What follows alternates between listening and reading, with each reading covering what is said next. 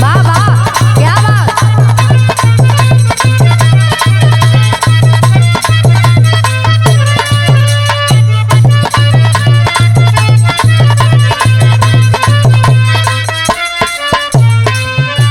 बड़ा बढ़िया गीत के संकेत हमरे गुरुजी कैलन ह। ई कोनो भौजाई के दर्द बा। ननद जाके पूछत तारी कि काहो भौजी काहे इतना बेचैन बाड़ू, काहे रिसिया तारू। देखो तनी सजवे से चुपचाप बैठल बाड़ू, का बात बा। ए बात के सुन कर के वो भौजाई कहत या वो दुल्हन के, अरे ननदो हम का बताई, जनो तारू हम ऐसन कसाई के पाले बांध गइल बाड़ी कि हमारे को बतिये नहीं समझतारन। आ जनो तारू कसाई बा के ननद पूछत या भौजी कहल का चाहतारू। भौजाई बतावे का कहे, हमरा पाले ये गो पड़ल बा कसाई,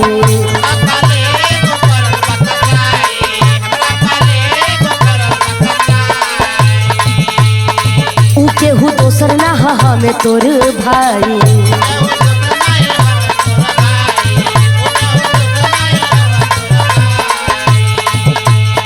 हमरा पाले ये गो पड़ल बा कसाई, ऊ केहू दोसर ना हमें तोर भाई। सांझी से उठे दरदिया रे, दरदिया रे, कहे सांझी से उठे दरदिया रे, दरदिया रे, ननदिया रे, ननदिया रे, छाप दे कमर पे हरदिया रे।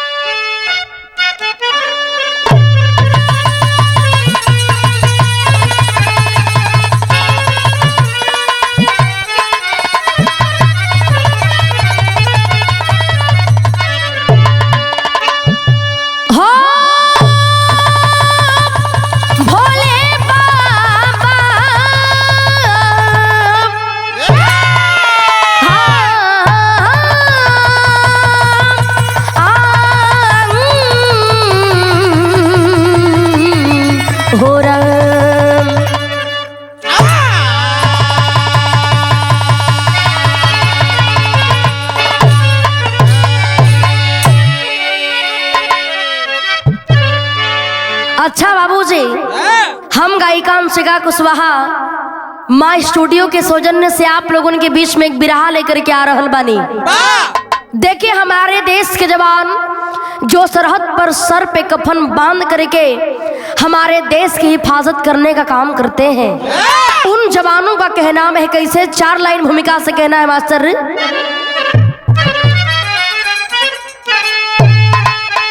है बगावत कौतूहल मचा जंग का, पाक मुल्क के वतन पर दगा दे रहा, लाखों वीरों वतन पर दी कुर्बानियां, मैदानी कहाँ पुती है लहू बह रहा, बच्चा बच्चा है राणा सिवा देश का, बादलों सर कफन यहाँ चमन कह रहा, बन के फौलाद ताकत दिखा देंगे हम, जान सरहद पे जाए ना गम सह रहा।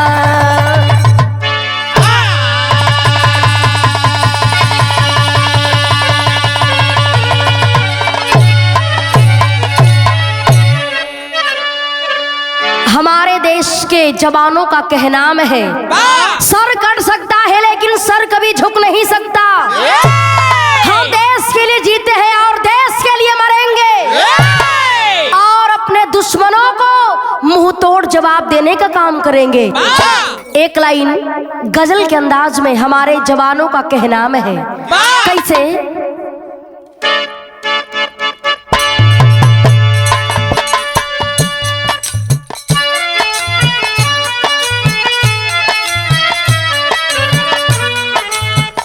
हमारे जवानों के दिल की वेदना है। ए धरती माँ है मेरी की अलग ऐलान लिख देना, मेरी इस जिंदगी पे इसके है एहसान लिख देना। एक इसका मकबरा है, ए दुनिया वाले जान जाएंगे,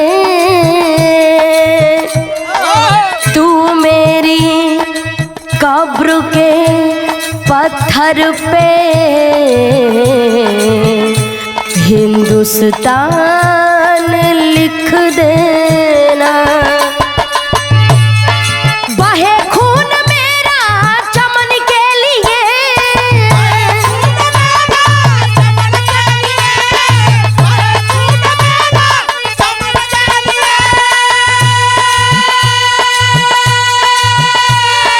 बहे खून मेरा चमन के लिए, चमन के लिए, मेरी जान जाए वतन के लिए।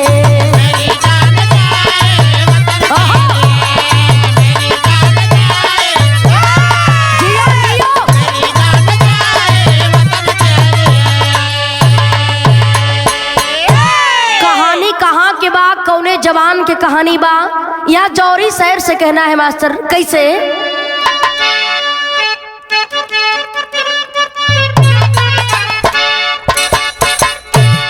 जनपद गाजीपुर अंदर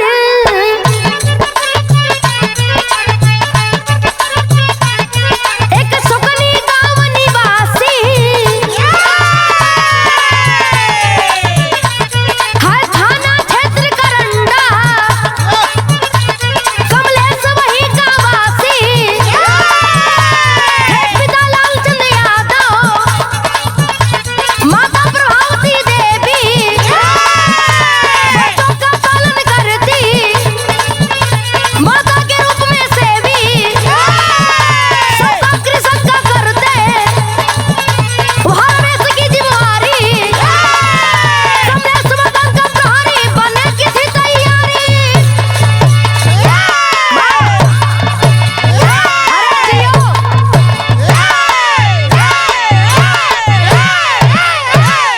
अच्छा बाबूजी, जरा कहानी पर गौर करेंगे। जिला गाजीपुर अंदर, क्षेत्र करंडा, वही करंडा में एक छोटा सा गांव है जिस गांव का नाम है सुकनी। वही सुकनी गांव के रहे वाला लालचंद यादव, लालचंद यादव के पत्नी के नाम प्रभावती देवी। बड़ा खुशहाली परिवार बा, और देखे लालचंद यादव के गोद में मालिक 2 संतान देहले हुवन। दोनों बेटा देहले बाड़न, बड़ा खुशहाली से जीवन बीत रहल बा। बड़का बेटा के नाम बा बाबू रमेश और छोटका बेटा के नाम बा कमलेश। दिल में बड़ा खुशहाली हो। घर के काम रमेश देखे का काम करत हुवन, लेकिन जवन छोटा भाई कमलेश बड़न, मन में हौसला बुलंद बा कि मैं देश की सेवा करूंगा। भैया हमार किसान हवन तो हम देश के जवान बनब। तैयारी बनाना चालू कर दिया, दौड़ना चालू करता है। मालिक ऐसन मर्जी भइल, रियाज बनाते बनाते खुली भर्ती भइल बाए बाबू। जा करके कमलेश यादव लाइन लगूलन है और सचमुच फौज में भर्ती हो जाते हैं। जब फौज में भर्ती भइलन, वर्दी पहन करके वह जवान जब घरवा अइलन है, आज अपने माई बाबू के पैर के छुअत हुवन। आ कलन की देखा, हम अपने देश का सेवा पूरे ईमानदारी के साथ में करब। तो भइल का मास्टर यहाँ गीत लागल।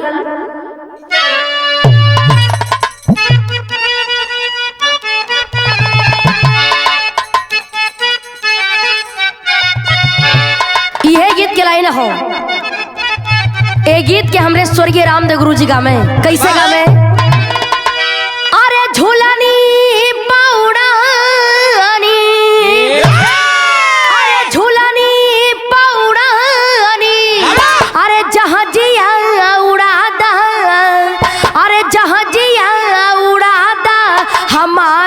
बाए जे बुरा जहीरा जड़ादा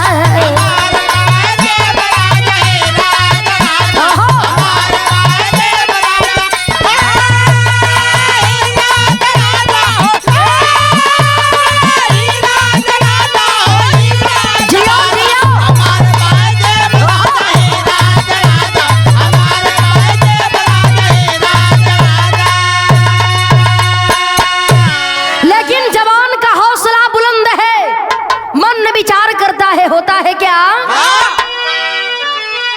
अरे डायरी के हम सगरो जारब, अरे सगरो जारब लड़ब जंग में पहले दुश्मन के मारब।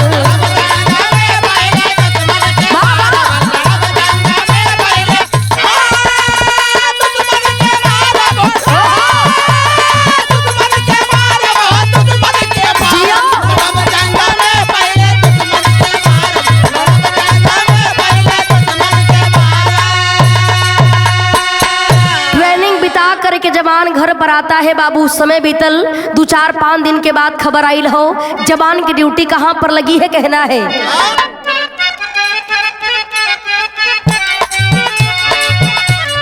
जम्बू के राजौरी में ड्यूटी लागल,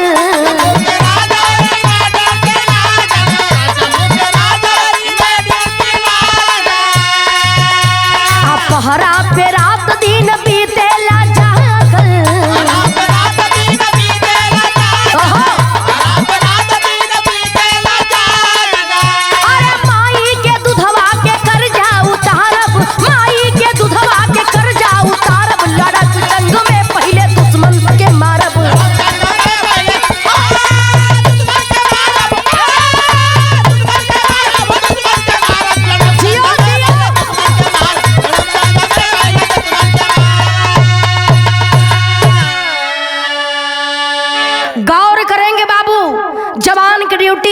जम्बू में राजौरी में लगती है।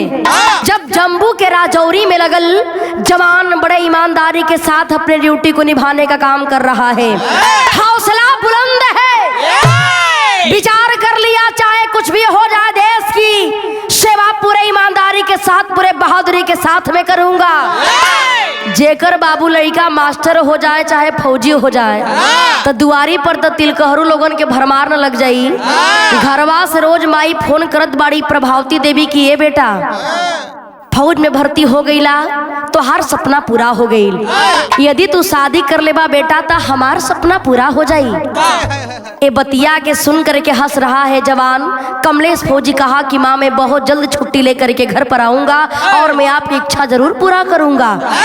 जवान छुट्टी लेकर के घर पर आता है बाबू, और देखें आज बड़ी खुशी के साथ में कमलेश यादव के शादी एक डिम्पल नाम के लड़की के साथ में भइल हो। जब डिम्पल नाम के लड़की के साथ में आज शादी भइल बा ए बाबू, धीरे धीरे समय बीते लागल तो भइल ह का कहना है। घर में कितना खुशहाली बा,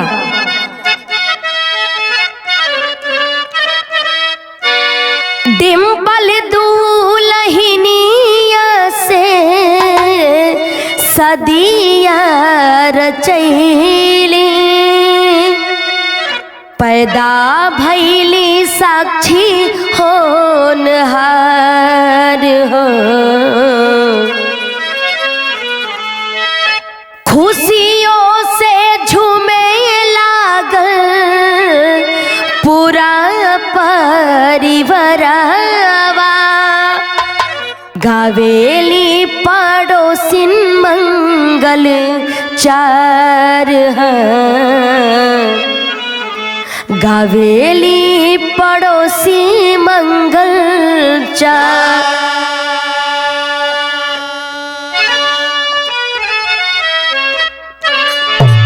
ए बाबू घर में कितना बढ़िया खुशहाली हो। देखें डिम्पल नाम के लड़की से कमलेश फौजी की शादी भइल हो। कुछ दिन के बाद मालिक डिम्पल के गोद में एक बिटिया दिलन ह, जौने बिटिया के नाम बड़ा प्यार से बाबू डिम्पल साक्षी रखलिन ह। जब साक्षी धीरे धीरे 1 साल के भइलिन, समय बीत रहल बा, कमलेश फौजी अपने ड्यूटी पर तैनात है। बड़े ईमानदारी के साथ ड्यूटी करने का काम कर रहा है। लेकिन समय बीतत गईल हो तब भइल ह का यहाँ एक लाइन भोजपुरी के गीत लागल हो, कैसे?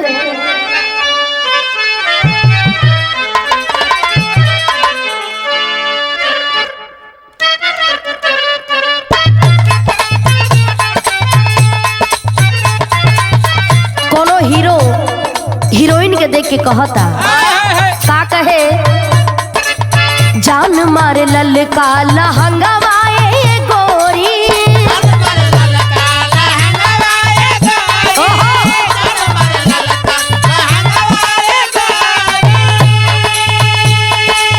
जान मारे ललका लहंगवाए गोरी, जो बना डोलावताई मन, चोलिए में अटकल परान, ए रानी तोहरा चोलिए में अटकल परान।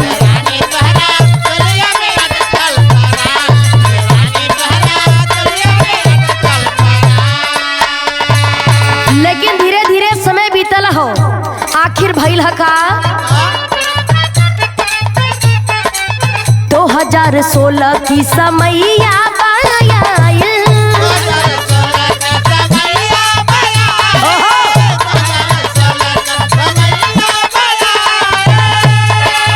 2016 के समैया आयल, गोलाबारी कैले पाकिस्तान, खतरा में पड़ल हिंदुस्तान, ए जवान सोचे खतरा में पड़ल हिंदुस्तान।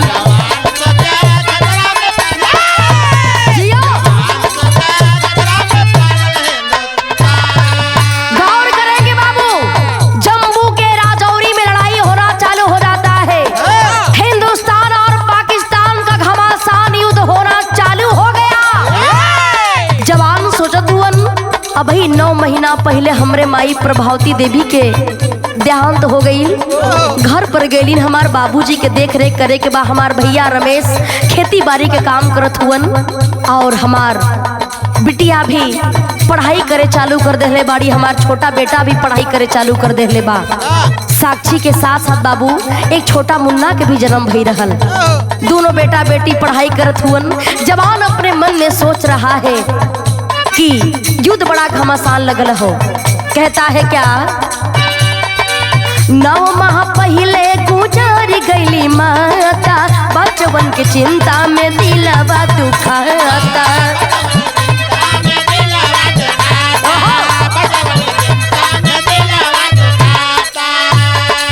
1.5 माह के बाटे छुट्टियां ले आइल,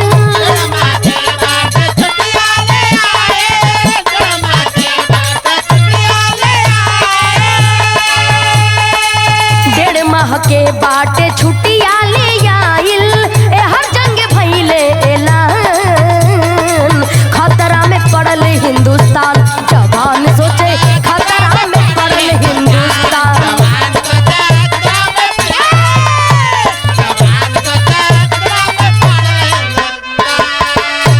जवान सोचत हुअन 2 दिन पहले हमरा के 1.5 महीना के छुट्टी मिलल बा, परसों हमरा के घरे जाए के बा, लेकिन इधर देखत बानी हिंदुस्तान और पाकिस्तान का घमासान युद्ध चालू हो गया है।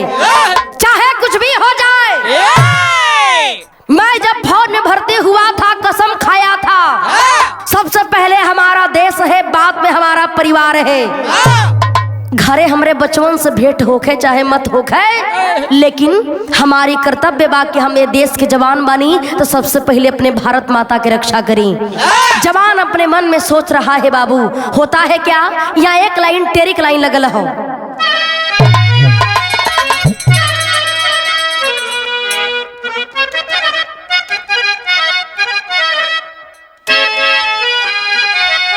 कहना है, अरे सरहद पर बंद बोली हो गई, अरे सरहद पे बंद बोली हो गई, वतन के लाज बचैबे खैबे भल ही गोली, अरे हाँ गोली, अरे हाँ गोली।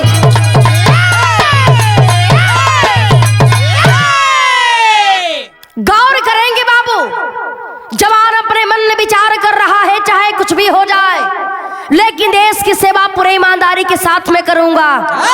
छुट्टी को कैंसिल कर दिया वह जवान और लेकर के हथियार जा करके दुश्मनों का मुकाबला करना चालू कर देता है।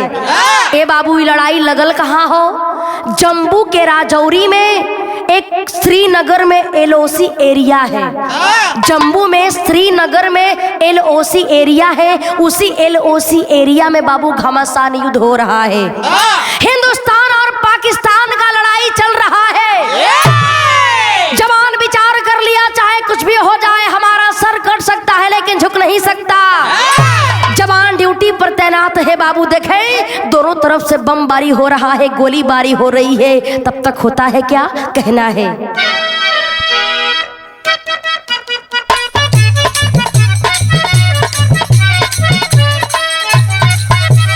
कि कोनो लड़का कह रहल बा, कैसे? गली गली घूमेला हो मन के भवरवा, मिले नहीं इचे को करार।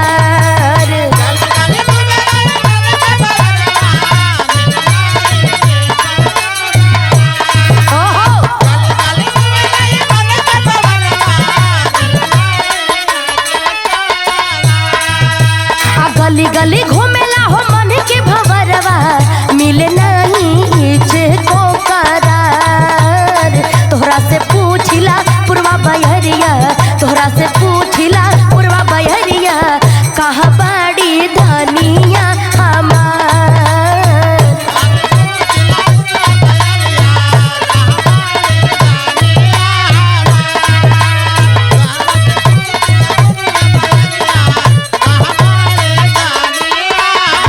लेकिन जम्मू के राजौरी में जब लड़ाई लगल हो श्रीनगर एलओसी एरिया में, तब भइल का जम्मू के राजौरी में साजिलस करिया, चले जंगी बीरावा जुझार।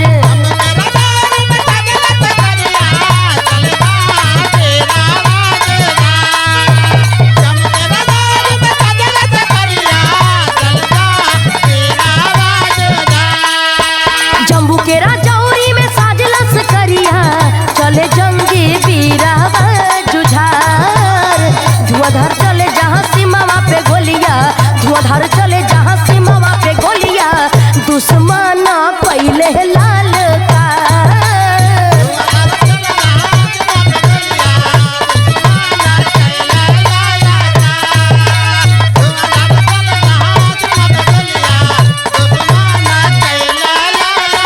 गौर करेंगे बाबू, जवान कमलेश यादव फौजी जवान ड्यूटी पर तैनात है, तो होता है क्या, हाथावा में राइफल लेके कमलेश जवानवा, यार कमलेश जवानवा हो, सीमावा पे बन के रखवा रन हो राम।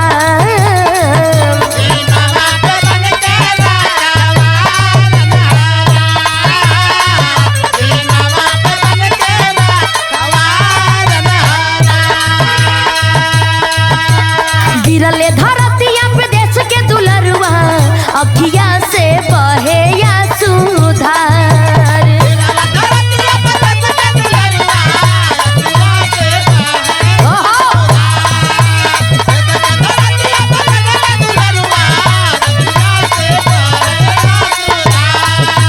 गिरले धरतिया पे देश के दुलरुआ, अखिया से बहे या सुधार।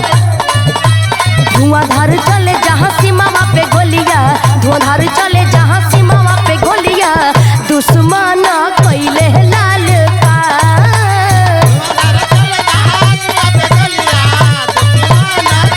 अरे जिया,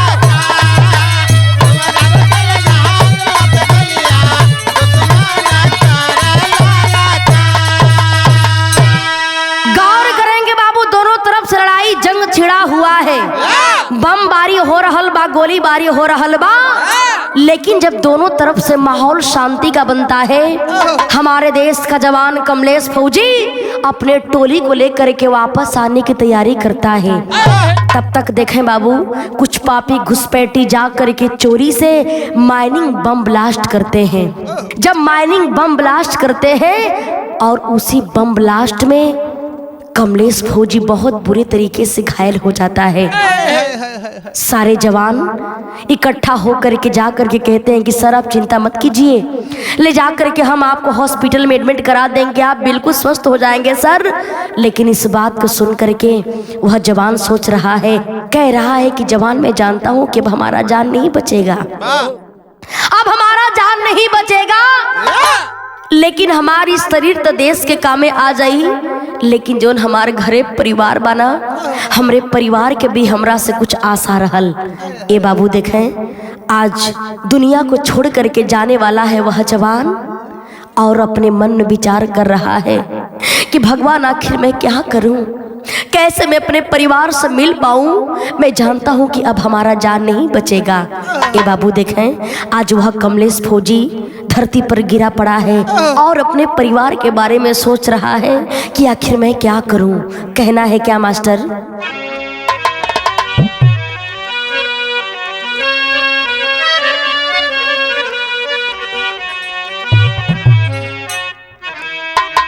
छुट्टी ले हाली जायल हम,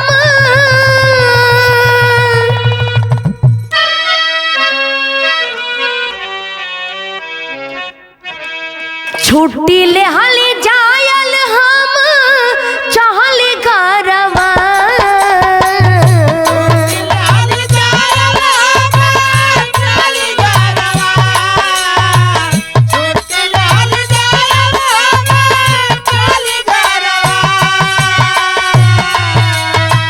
छुट्टी ले हाली जायल हम, चाहली घरवा, रहिया जो हत होई है भैया मोर सोचे मनमा, रहिया जो हत होई है भैया मोर सोचे मनमा।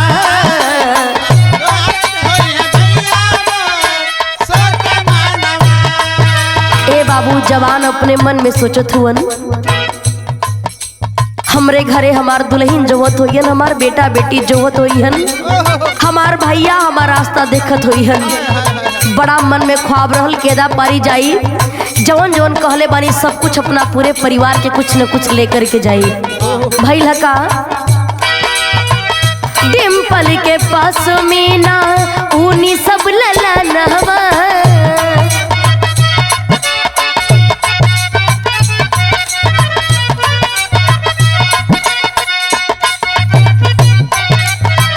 भैया से कहली आइब बनी सब मकानमा,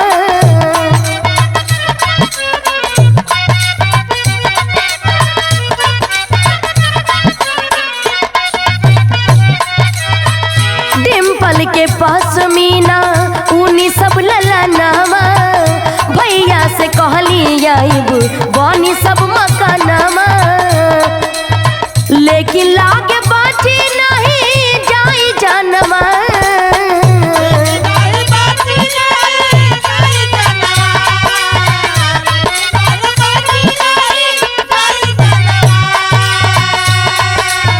लेकिन लागे बाटी नहीं जाई जनमा, रहिया जो हत हुई है भैया मोर सोच मनवा,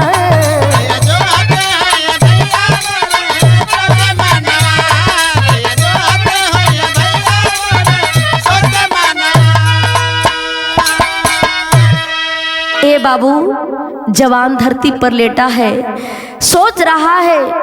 एदा पारी हम सोच रहे रहलिन कि जब घरे जाई अपना पत्नी के पश्मीना के साल लेकर के जाई, अपना बाबूजी के 19 साल लेकर के जाई, अपना भैया के कुछ लेकर के जाई। वादा रहल कि भैया एदा पारी जब घरे आई तो बढ़िया से साथ में मिल के बढ़िया मकान बनावल जाई, लेकिन लगत बा कि आज हमार पूरा सपना चूर चूर हो जाई। ए बाबू जवान अपने मन में यही बात सोच रहा है। बहुत सारे जवान आकर के कहते हैं सर आपको ले जा कर के हम हॉस्पिटल में एडमिट करा देंगे, आप बिल्कुल स्वस्थ हो जाएंगे, लेकिन जवान समझ रहा है कि हमारा जान नहीं बचेगा। ये बाबू देखें अपने परिवार के बारे में सोच रहा है और धीरे धीरे सांसें कम होती जा रही हैं। जय हिंद बोल करके वह जवान इस दुनिया को अलविदा कह गया, शहीद हो जाता है वह जवान। देखें बाबू आज उसी घटना स्थल पर सारे जवान बैठे हैं, देख करके सोच रहे हैं कि अब तो कमलेश फौजी साहब इस दुनिया को छोड़ करके चल बसे, शहीद हो गए। आखिर हमें अब क्या करना चाहिए? तैयारी हो रहा है। कैसन तैयारी होत बा कहना है मास्टर।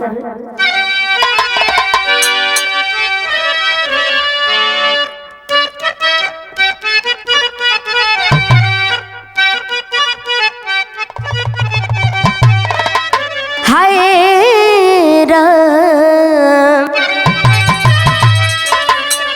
10 नवंबर रहल 16 के घटनवा बाबू, बन के वतनवा के रहले रखावा।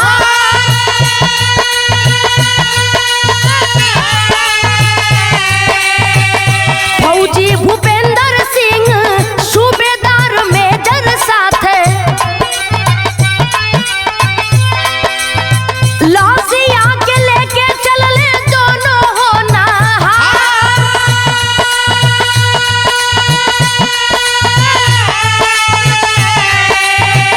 13 नवंबर रविवार वाला दिनवा बाबू,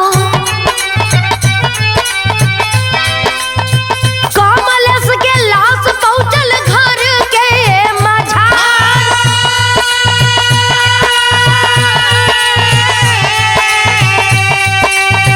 दुआरा पे भीड़ लागल, रोवे सारा लोगवा बाबू।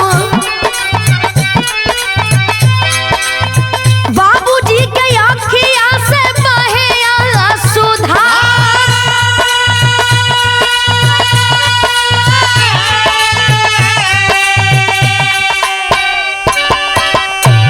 ए बाबू, वह हमारा जवान शहीद कब हुआ था? उस दिन देखें 10 नवंबर 2016 को।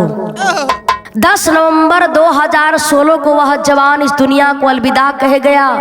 देखें फौजी भूपेंद्र सिंह और मेजर सूबेदार, ये दोनों लोग मिल करके विचार कर रहे हैं कि इस जवान को हम इसके घर पर हम दोनों भाई लेकर के चलेंगे। 13 तारीख को 13 नवंबर 2016 को उस जवान की लाश घर पर आती है।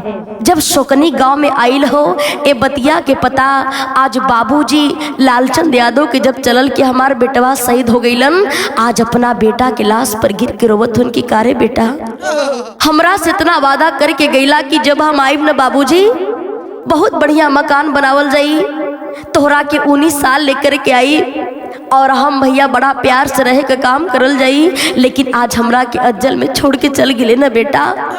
अरे समय तो हमार रहल गईला के, लेकिन तू हमरा के छोड़ के चल गिला। लाल ए पूरे परिवार के देख रेख हम कैसे करब? ए बाबू तब तक देखे आखिर में आज ए बतिया के पता जब डिम्पल के चलल हो, जब डिम्पल के बात के पता चलल, दौड़ के आ करे के अपने पति के लाश पर गिर के रो रो के कलिन की कहो सैया साथ जिए मरे के कसम खैला और हमरा के बीच धारा में छोड़ करके चल गेला ना। आखिर अपने जीवन के हम कैसे बिताई? तोहरा बिना ये दोनों बचवन के ले करके हम कैसे बिताई? ये अपने राजा बेटा ये साक्षी बिटिया के लेके अपन जीवन हम कैसे बिताई? ए बाबू देखें सारा माहौल गमगीन है, सारे गांव के लोग रो रहे हैं। देखें सूबेदार मेजर साहब और फौजी भूपेंद्र सिंह जी जाकर के समझा रहे हैं, चिंता मत करिए, जो आपका पति है, जो आपका बेटा है, देश की सेवा करते करते बहादुरी की मौत मरा है। जब तक सूरज चांद रहेगा तब तक कमलेश यादव का नाम रहेगा। और बड़े गर्व के साथ आप कह सकते हैं कि हमारा बेटा देश की सेवा करते करते शहीद हो गया। ए बाबू आज बाबू जी है बतिया सोच करके धीरज बधावत हुन, लेकिन आखिर कैसे केहू अपने एगो परिवार के सदस्य जब कम हो जाला ना तो दिल के गम बहुत काफी बढ़ जाला। रो रही है आज वह डिम्पल अपने पति की लाश के देख करके रोवत बड़ी, लेकिन देखें बाबू बड़े राजकीय सम्मान के साथ कमलेश यादव फौजी का अंतिम दाह संस्कार होता है। बहुत सारी सुविधाएं भी उस परिवार को दी जाती है, लेकिन एक बात याद रहे, कितना ही रुपया हमारे जवानों के घर पर चला जाए लेकिन हमारा देश उन जवानों का कर्ज कभी अदा नहीं कर सकता। इसलिए एक लाइन उन जवानों के लिए कहना है क्या?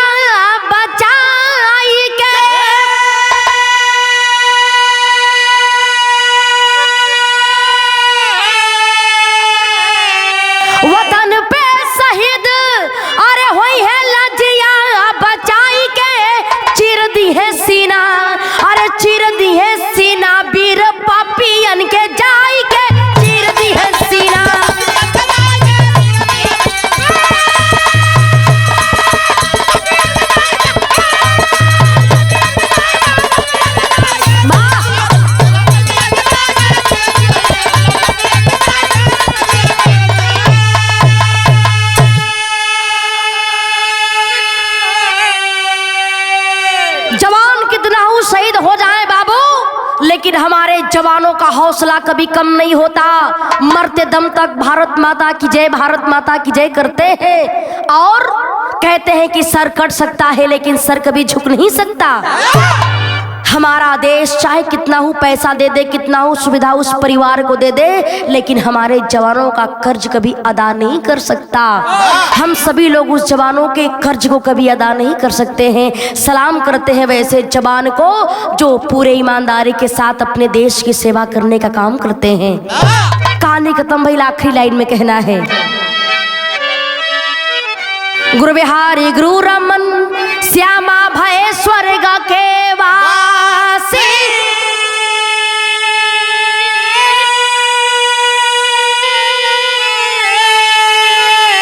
भोला भरतर विश्वनाथ अरे सिया राम अभिलाषी।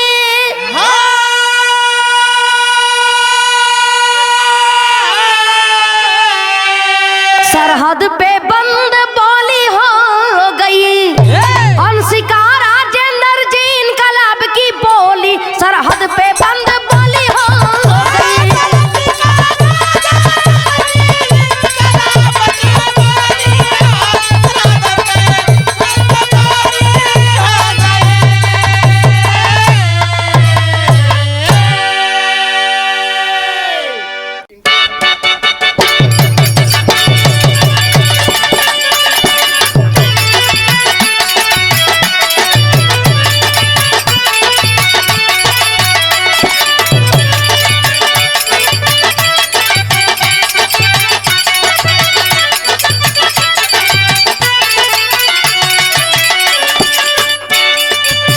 बड़ी दया हवे पिया का प्यार कइल,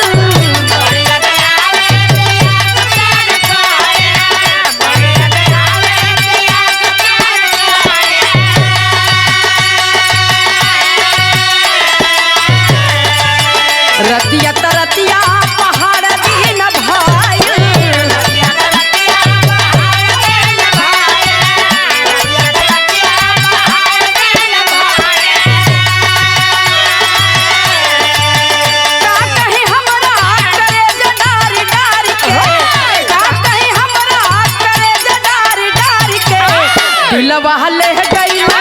दिलवा ले गईल है राजा बोतल में भर के।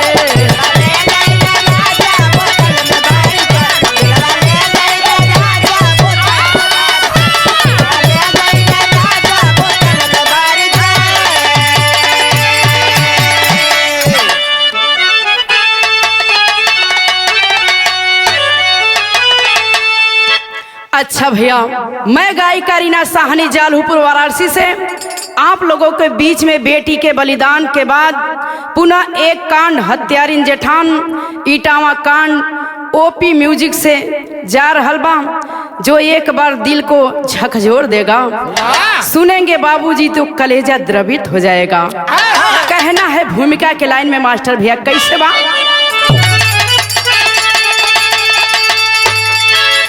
द्वेष की उग्र ज्वाला यरुड़ बन गई, बेगरुकता नहीं अपने उन्माद में, शुष्क सरिता उमड़ती है बाके जलद, अपने करनी पे रोती है वो बाद में, कह रही है धरा ए भुवन के सिपाही, अरे तबाही को खुद अपने हाथों नसीचो, हर वरना प्रलय मात्र क्षण में करूंगी, तो बर्दाश्त की डोरी हद से न खींचो।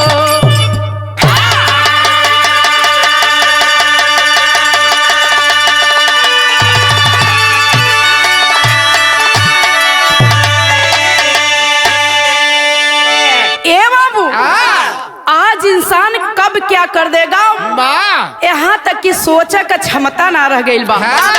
कवि जी लिखत हन गजल के लाइन में का लिखला भैया,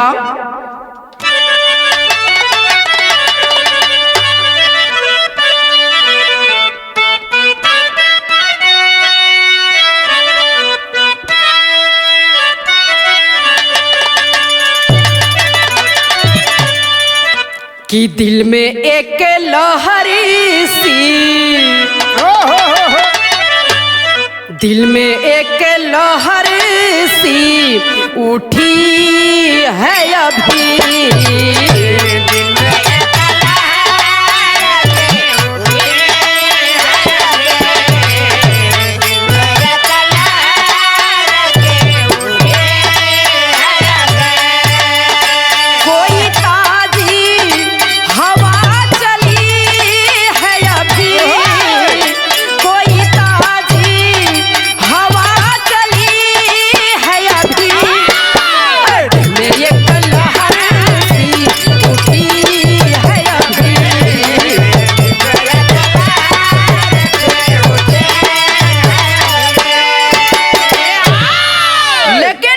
कवि जी कितना सुंदर भाव ये बिरहा में लिखत हन भैया, कैसे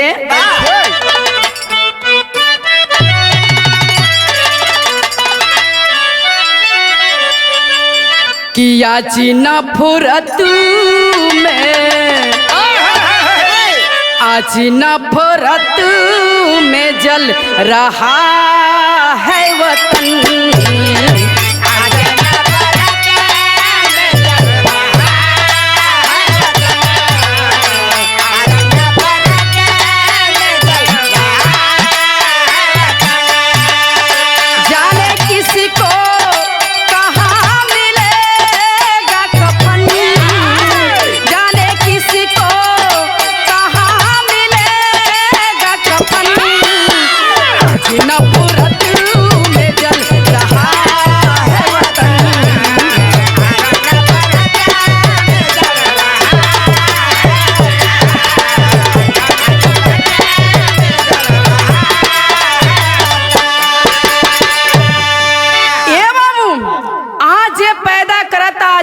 खाती तैयार हो जाता। कहना है कवि जी शेर के लाइन में लिखलक, कहानी कहां से लेवल गई भैया।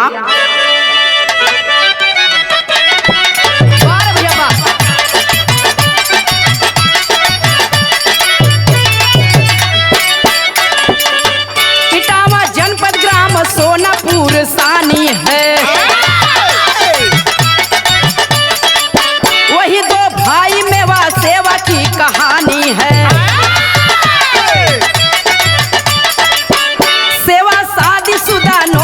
सहारा है, रही दो बेटी मेवा अभी भी कुआरा है। गया ड्यूटी में सेवा लखनऊ बुलाया है, रही गर्भवती श्यामा बीबी चक्कर आया है।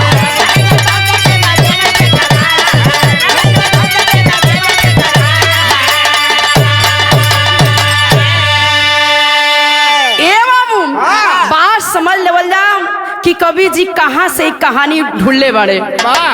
आज इटावा जिला जनपद ग्राम सोनापुरी गांव के रहवाला दो भाई, जेकर नाम बताओल गईल सेवा और मेवा।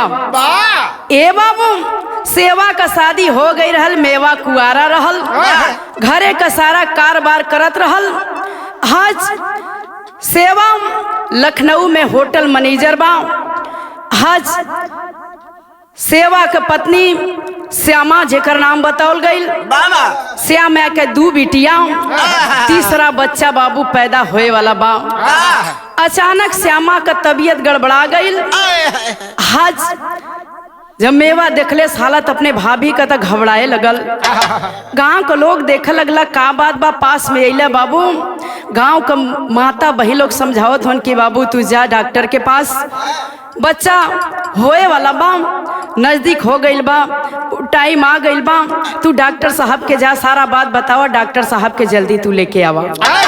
ए बाबू, आज मेवा जौने समय डॉक्टर के पास पहुंचल बा, सारी बात बताओ था। कैसे एगो गीत लगल भैया।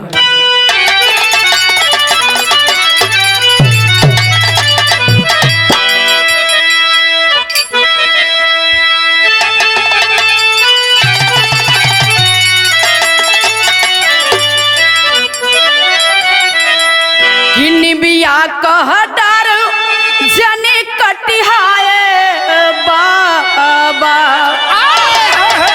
निबिया चिरैयन का बसेर हो।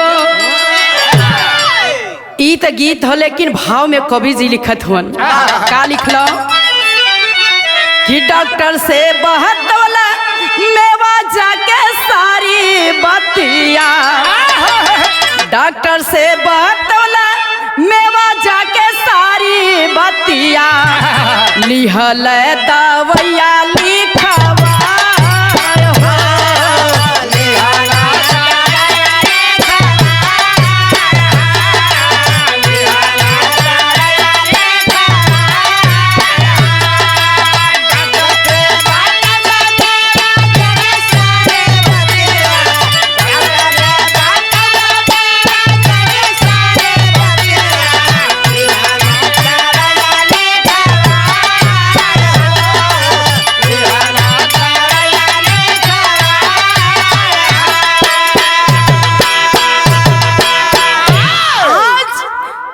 मेवा जाकर बाबू डॉक्टर साहब से सारी बात बताता है तो होता है क्या, ले के दवाई बोतल कच का उठवल, ले के दवाई बोतल कच का उठवल, चलल अपने घर वालिया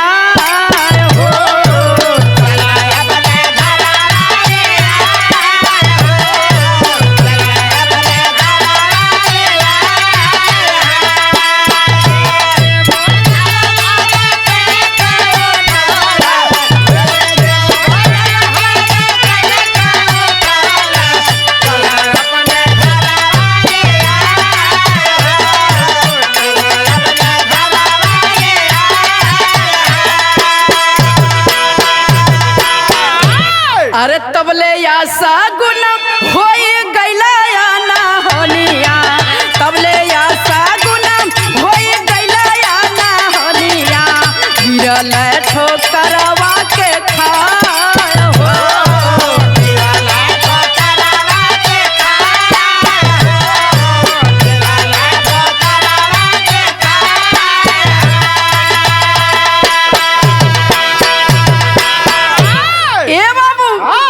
आज मेवा जाके सारी बात बतौले बा डॉक्टर साहब के। डॉक्टर बोला कि ठीक है, मैं अभी एक मरीज को देखने जा रहा हूँ, दवा लिख देता हूँ, दवा लेकर तुम घर पहुँचो, तब तक मैं मरीज को देख कर आता हूँ। आज हाथ में बाबू बोतल दवा का लेकर जैसे ही दौड़ता भागता वो लड़का जाता है। संजोग की बात जल्दी जल्दी जैसे ही चौखट पे कदम रखता है तब तक आज वो लड़का के हाथ से दवा छूट जाता है, बोतल फूट जाता है। आज वो लड़का वही बोतलवा पर गिरल बाबू तो मुहवा पड़ गल हो। आज जब मुहवा पड़ल तो देखी आज उसके साथ हो थका।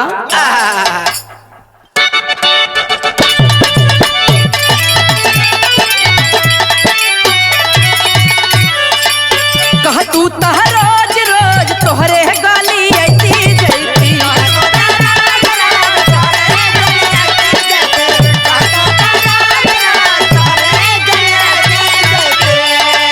तोहके बोलैती हलो हलो ए चमक छलो,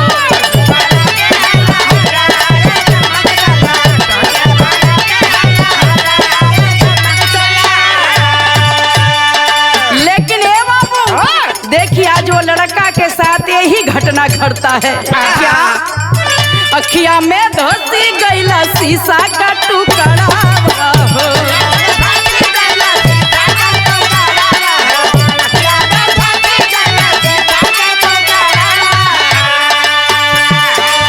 फुट गईला दोनों रे नयनवा सुगनावा कर।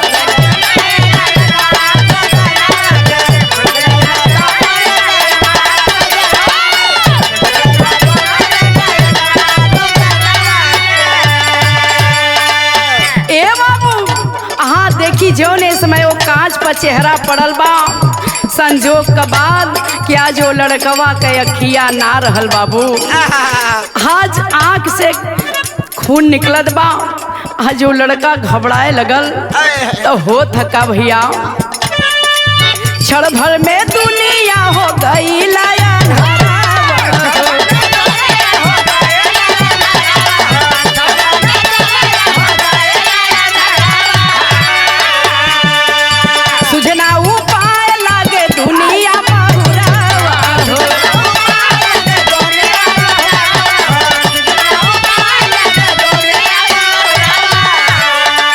लुट गईला भी हसल चमनवा सुगनावा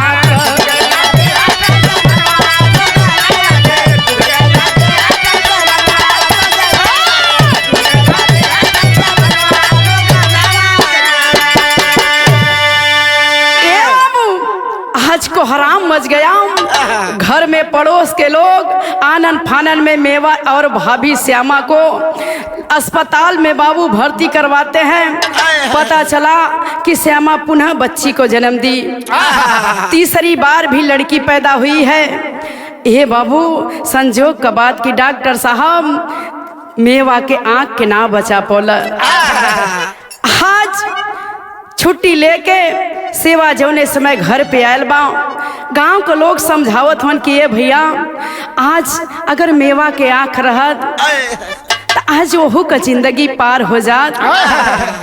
गांव का बात सुन के बाबू सेवा के भी लगल कि सही बात बा, हमरे भाई का शादी हो जाई तो एक तो ये अंधा हो गया, अब ये कुछ कर भी ना पाई, शादी हो जाई तो एक सहारा हो जाई।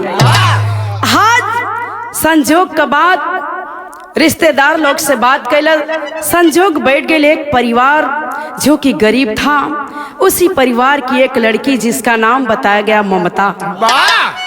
आज वो ममता बाबू पैर से विकलांग है। संजोग बैठ गया, शादी का दिन बारी रखाई गई, शादी भी हो गई। आज वो दुल्हन घरे पे आयल बा, जब घरवा आयल तो वो घरे में खुशी आ गई भैया। तो हो थका एगो गीत लगल भैया।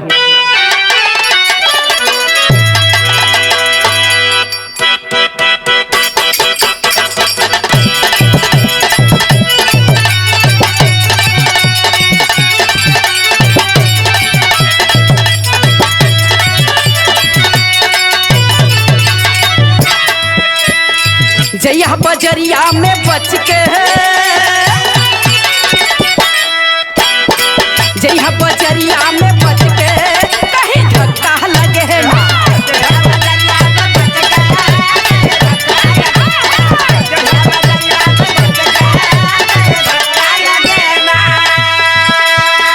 लेकिन भाव में कभी नहीं लिखा, दोनों घर में खुशी आ गई भैया। जब खुशी आवता तो होता का आयल खुशी वाला दिनमा, आयल खुशी वाला दिनमा मेवा भय सजनवा।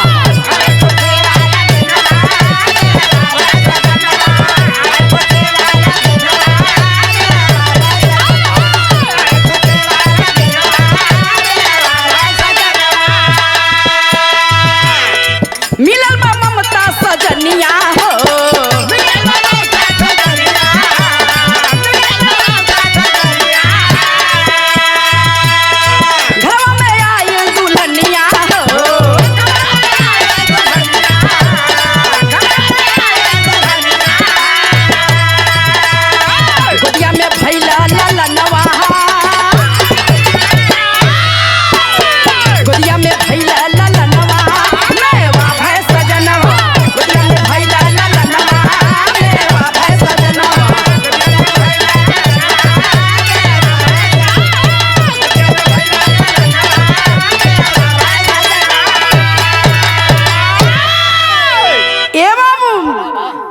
शादी हो गई। दोनों आँखी का अंधा मेवा और पैर से विकलांग ममता का शादी तो हो गई बाबूजी। आज धीरे धीरे समय बीता लगल, 2 साल बीतल। ममता के बाबू एक सुंदर सा बेटा पैदा हो गया। वो घरवा में यह खुशी आयल। देखिए सेवा सोचे लगल कि बड़ा दिन के बाद एक घर में एक बेटा का किलकारी सुने के मिलल। अपने औरत के फोन कह दलस, कहलस कि श्यामा धूमधाम से बरही होए के चाहिए। ए बाबू यही बतिया था सेवा कह दिलस, लेकिन श्यामा जब इतनी बतिया सुनलेस तो मनवा में सोचे लगल कि अच्छा 3 बार हमरे बेटी भइल तो ये कहू बार नहीं सोचत हुन। मेवा के लड़का हो गल तो बड़ा खुशी मनावत हुन। मन में अपने सोचत हैं बाबू इहे तो अंदरवा जलन हो गल हो, तो हो थका विदेशिया के लाइन में।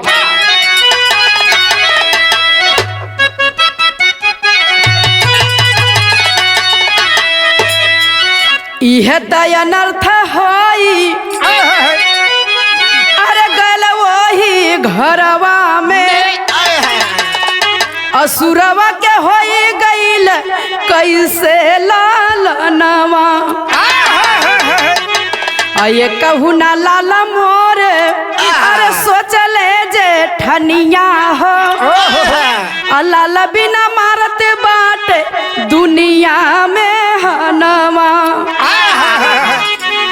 दिलवा में साले लागल अरे द्वेष के अगिनिया हो कैले बघात खास बरही के दिनवा।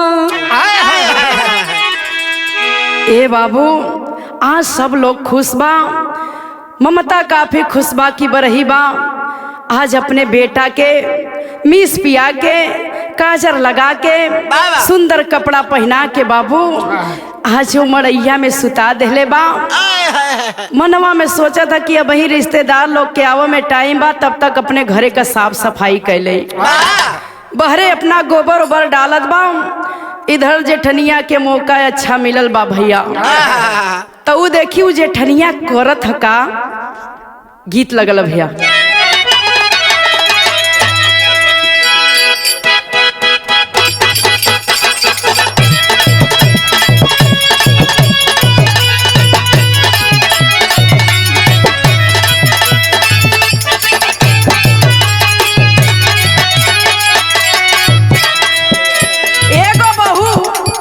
अपने सासू अम्मा के समझावत बिया के अम्मा जी अरे अब नैका में आवा पुरनका क्वालिटी बदल दा।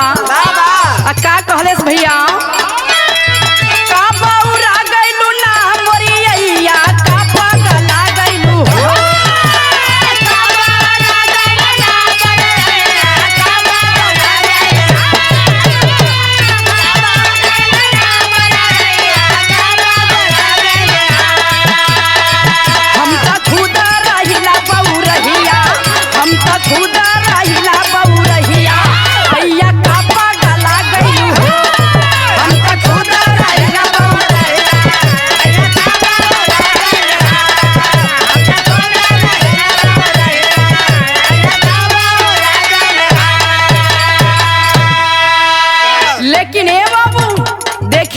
श्यामा वो 12 दिन के बच्चा के साथ मौका देखलस तो करत बाका दाबी नटैया ना हो धई के दाबी नटैया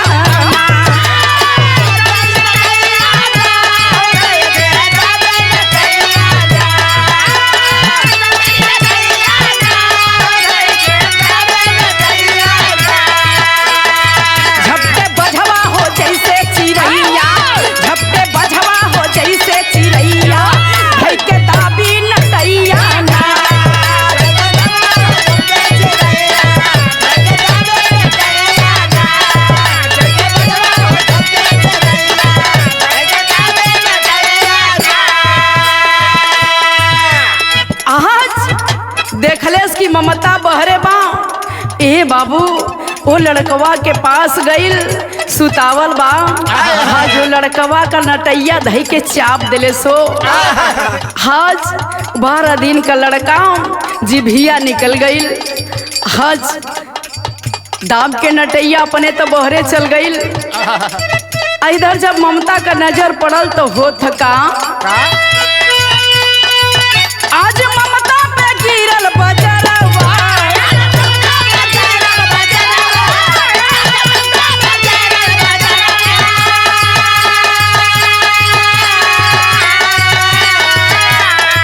पापी संकट में आ गईली हो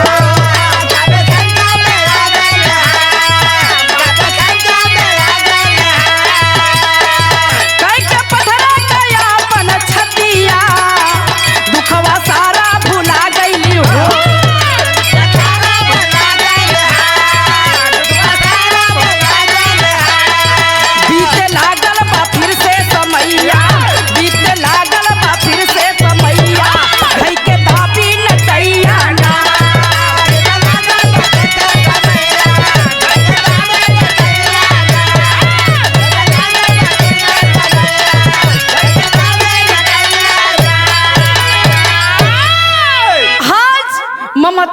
नजर पड़ल, घरवा में आइल, अपने लाल के गोदिया में उठा के जगावत बा कि ए बाबू उठ।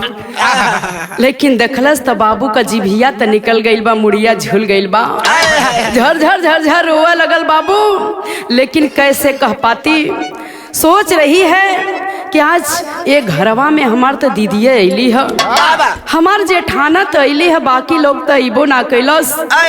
लगत है कि हमार दीदिया हमारे बच्चवा का जन्मा ले ली, लेकिन वो विकलांग है बाबू, पति अंधा है। आखिर वो कैसे कहती। आज सोचती है कि अगर मैं कह भी देती तो वो मुझको बाहर कर देगी, अलग कर देगी। आज अपने आप को बाबू गम को समेट लेती है, धीरे धीरे अपने गम के भुलाए लगली। आज धीरे धीरे बीतल लगल। कुछ दिन जब बीतल तो हो थका भैया, वो घरवा में एगो गीत लगल।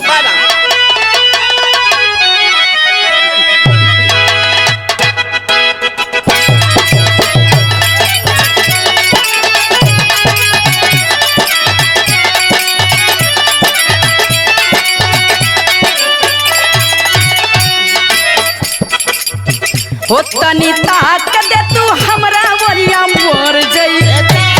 देखा ये भैया, कौनो लड़का कहलस ए तनी ताका न, कह के अच्छा तो हमरे तकल से तू मोर जेबे, तले हम ताक देती तू मोरी जो, तो का कहे तनी ताक दे तू हमरे वरिया मोर जई, हाँ मोर जई, बिना गंगा में नहैले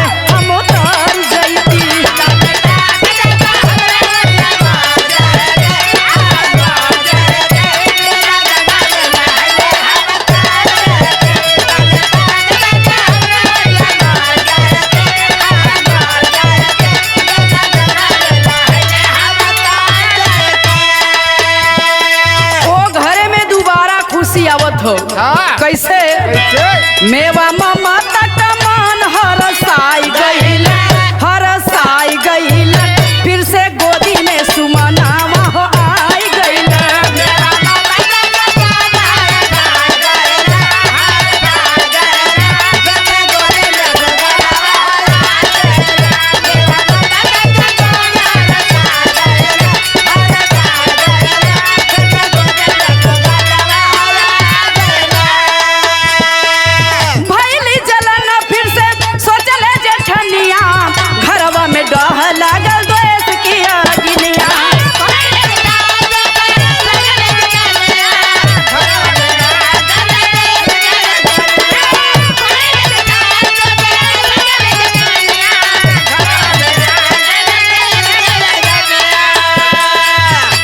है आगा फिर हमारा के खाई गईल, हाँ खाई गईल, फिर से गोदी में सुमनावा हो आई गईल।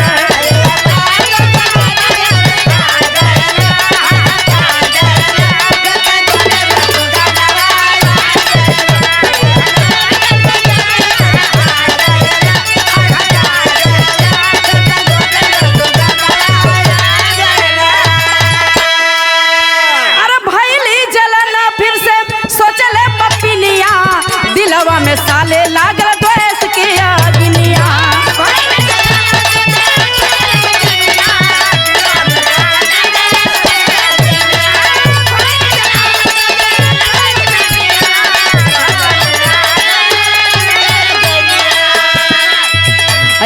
आ गया फिर सब ही के खाई गईल, हाँ हाँ खाई गईल, फिर से गोदी में सुमनावा हो आई गईल।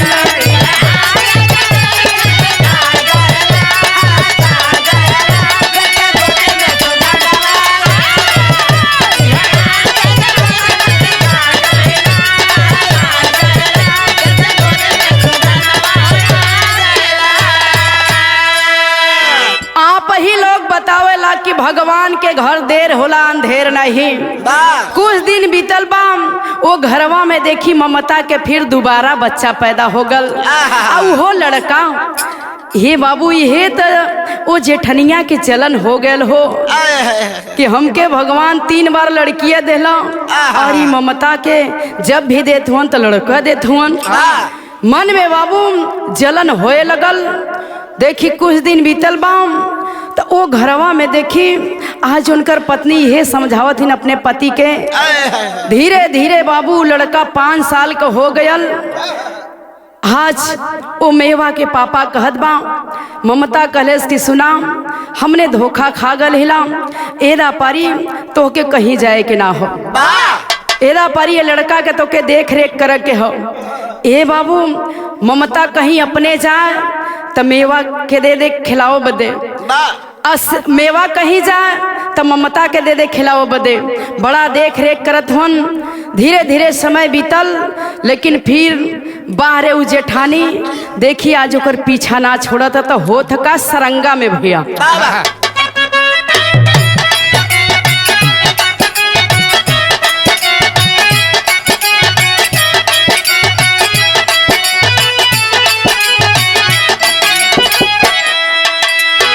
कैले बाघाता फिरा श्यामा पपी निहिया रे, श्यामा पपी निहिया हो तनिको दर्द नहीं बाय। मड़ई में सुला के ममता अपन लाला नावा हो, अपन लाला नावा हो गईली बहारवा जब आए। ए हवरता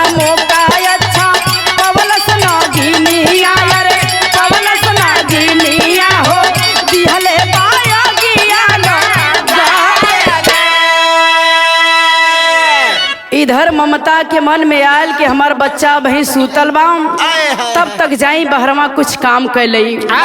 दोपहरिया का टाइम बा, लड़का के सुता के मड़ई में अपने बाबू बहरवा जाके बर्तन माजत बा।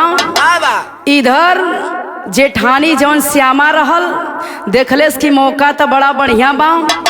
इधर ममता बर्तन माजत था, घरवा में झाका लगल कि केहू तो ना बा। अपने लड़कियन के पास गईल, कलेस की ये बेटी माचिस दे। लड़किया कलेस की मम्मी माचिस का हुई, कहलस कि तू दाव, ज्यादा बकवास मत करा। एक पड़ाका मार दिलेस, लड़किया गिर गई बाबू। आज वो मचिसिया लेके चलल बा। देखी वो लड़किया के कुंडी लगा दिलेस और लड़की अंदर हो गईली। माचिस लेके चलल बा। जैसे ही माचिस लेके निकलल, आज वो मड़ैया में बाबू आग लगा दिले सो।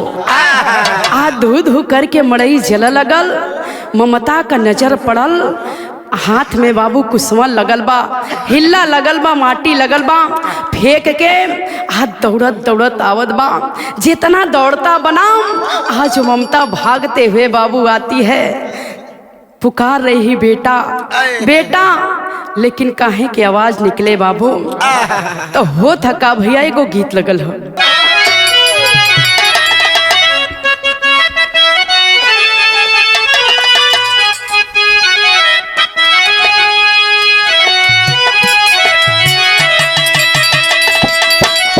कि तोह के चढ़ाई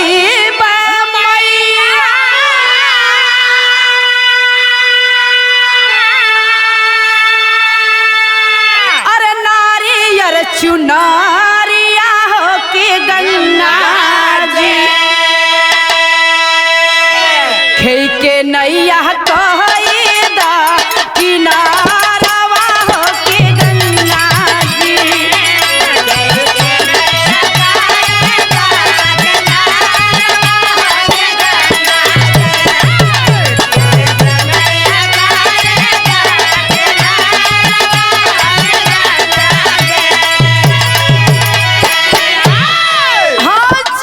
ममता भागते हुए आती है तो होता है क्या भैया, तो बोले ता ममता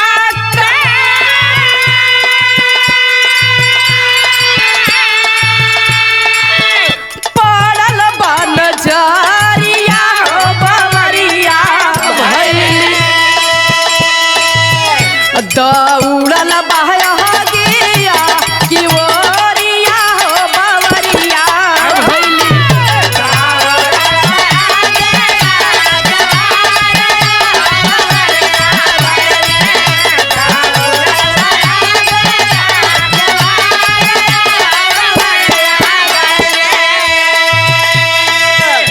आज दौड़ के जैसे ही एक पैर चौकट के अंदर रखत बा आ तब तक हो थका दौड़ के ललनवा के गोदी में उठवली जनिया।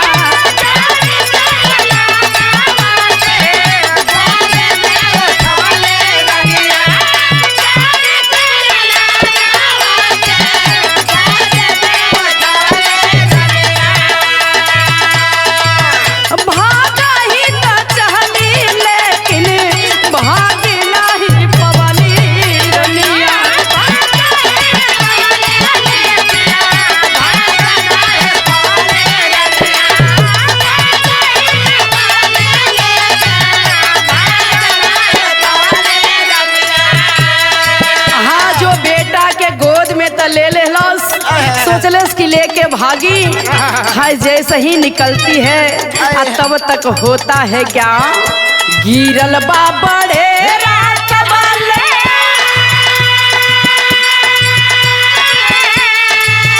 टूटल बा रसारिया बावरिया भइली चली गईली बेटा संग मतारिया बवरिया भइली।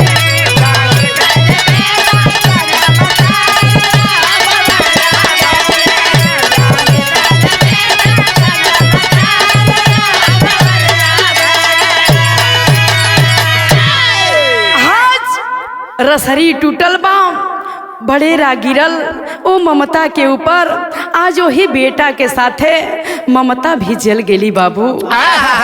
कवि जी कितना सुंदर भाव लिखत हन टेरी में।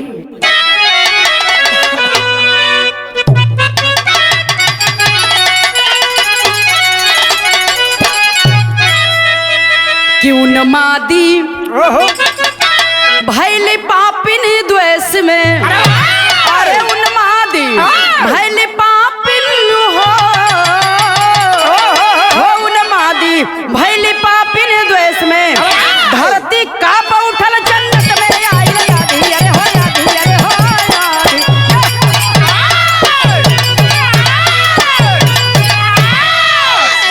ए बाबू इधर सूरदास जी गांव में घूम बदे गए बड़े गांव के लोग जाके बतौला कि अरे भैया तोहरे घरवा में आग लग गल हो।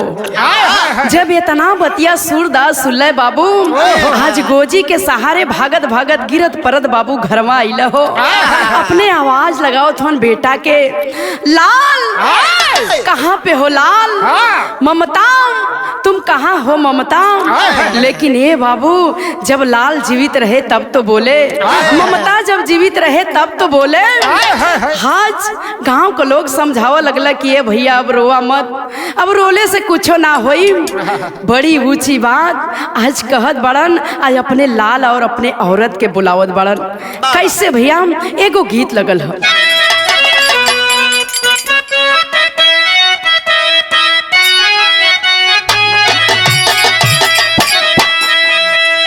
कि पिया परदेश गइल तार लागल चोटिया में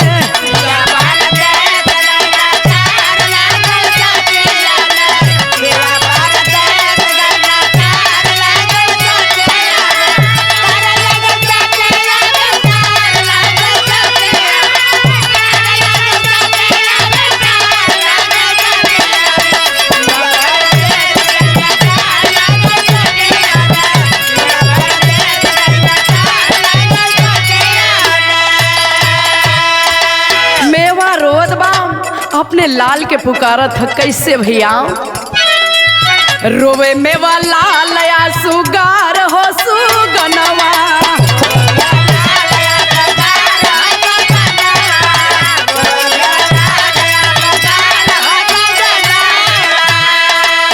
कहाँ गली ममता हमार हो सुगनवा कहाँ गली ममता हमार हो सुगनवा हमार हो सुगनवा रोए में वाला आंसू गार हो सुगनवा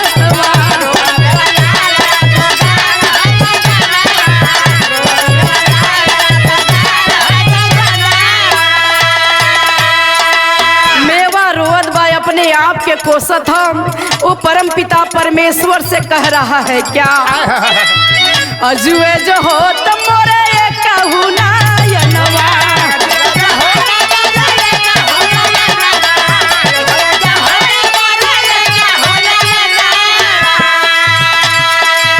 अखिया से देखले होती अपना सुगनवा,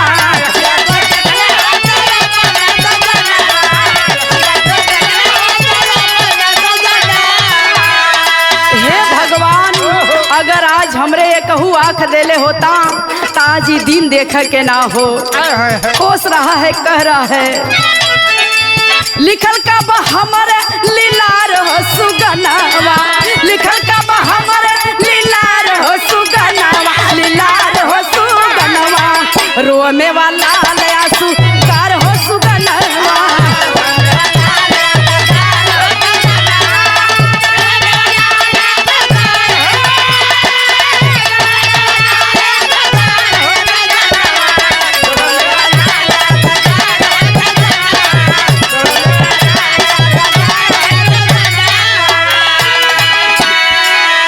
इधर श्यामा के शंका बा कि कहीं ऐसा तनाम कि हमार बिटिया अपने पापा से कुलबतिया बता दे तो सारा काम कुल गड़बड़ हो जाई।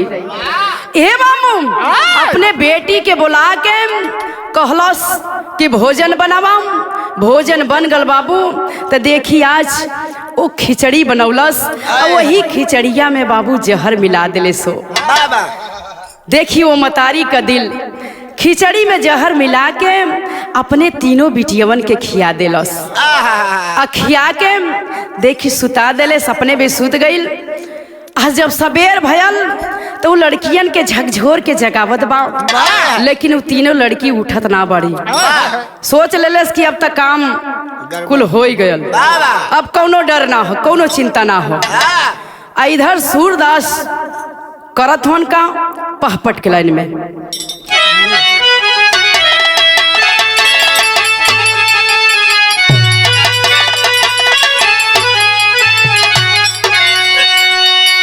सूरदास के आवे नाही बतिया छतिया फाटले, सूरदास के आवे नाही बतिया छतिया फाटले, अरे बचवा साथे मर गईली और रतिया छतिया फाटले।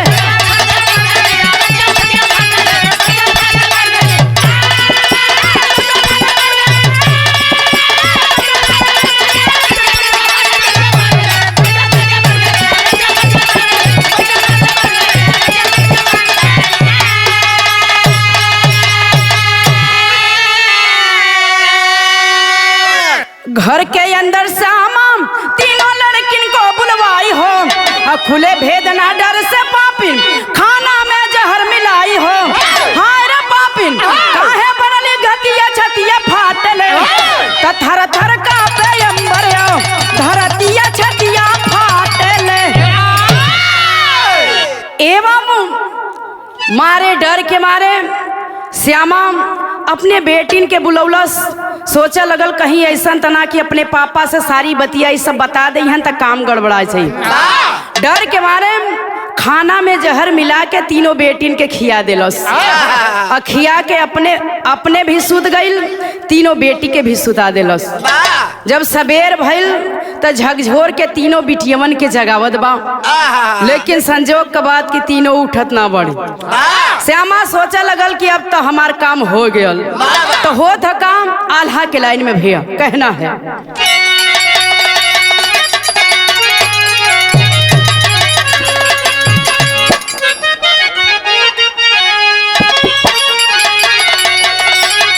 कि ममता माई का नहीं और बिकर रुपया से भैया,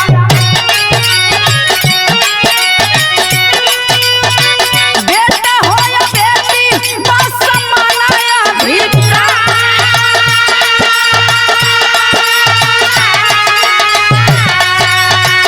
जवाना दर्दिया माई बेटवा में सहनी बाबू,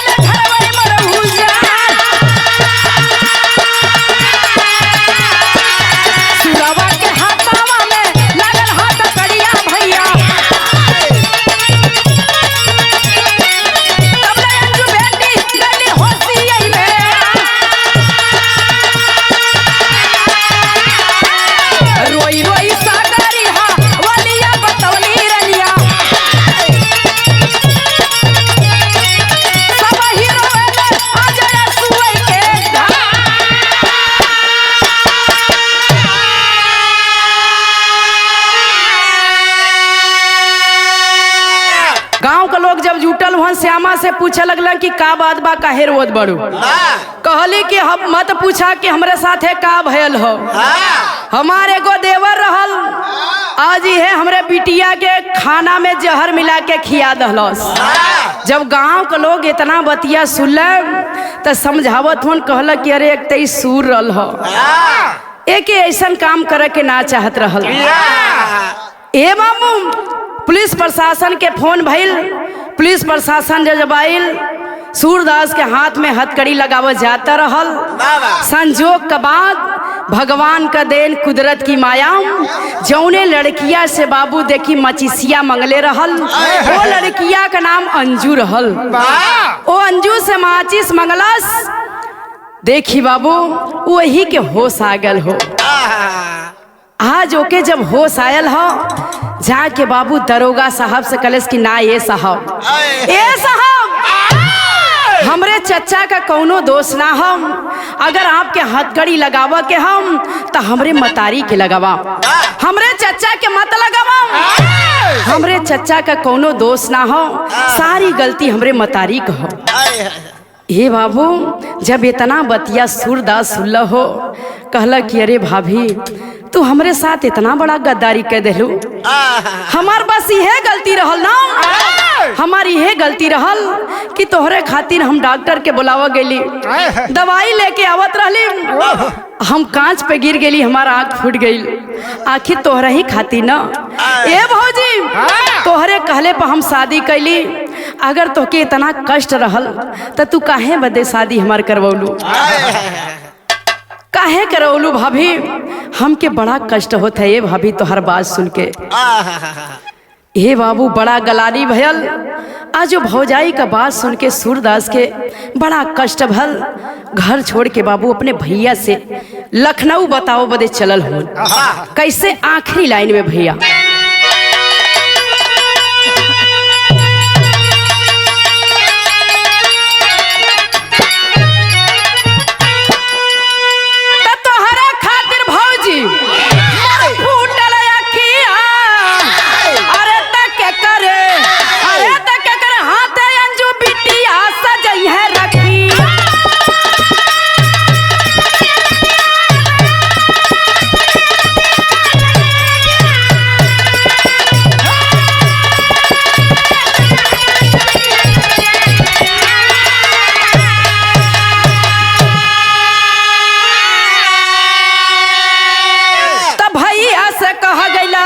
लखनऊ बयनवा, अरे खोजत खोजत पहुंच गईला होटल दारी में ना।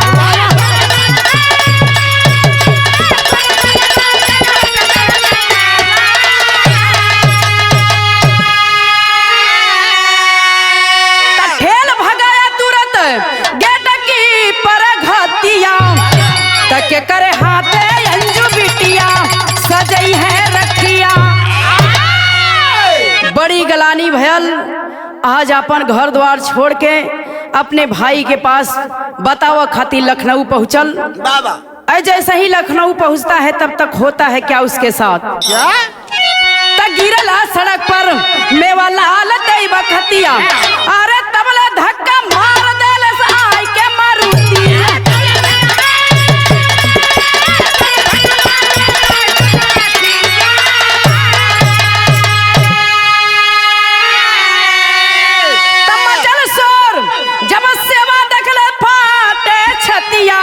तक करे हाथे अंजू बिटिया सजई है रखी।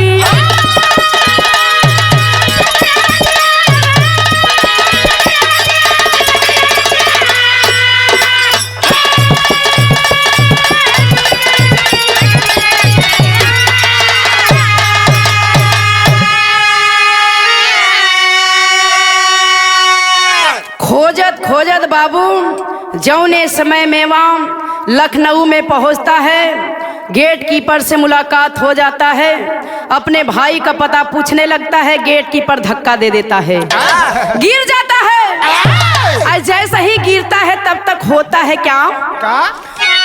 तरोबे सेवालाल तुरंत गोदी में उठवल, अरे रोई रोई मेवा सारी बतिया बतावा।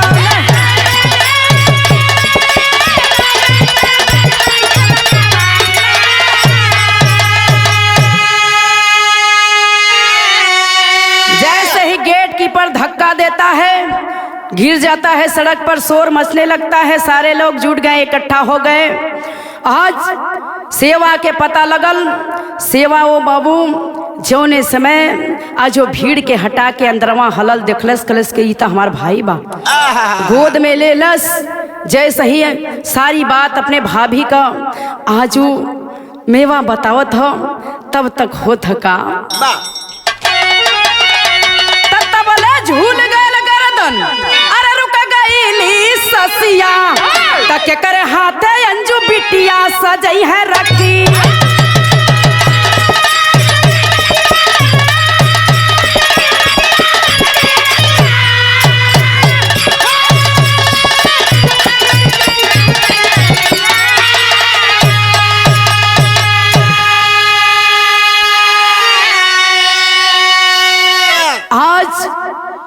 सेवालाल अपने भाई का लाश लेके बाबू अपने गांव पे आयल हुन हो, अंतिम दाह संस्कार कैलम।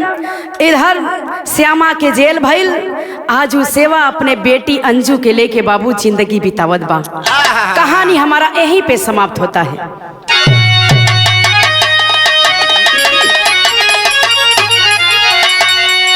तरमन गुरु बिहारी बलदेव बेचन स्वर्ग के बासी, और राम बच्चन गुरु विश्वनाथ के भोला भरत अभिला।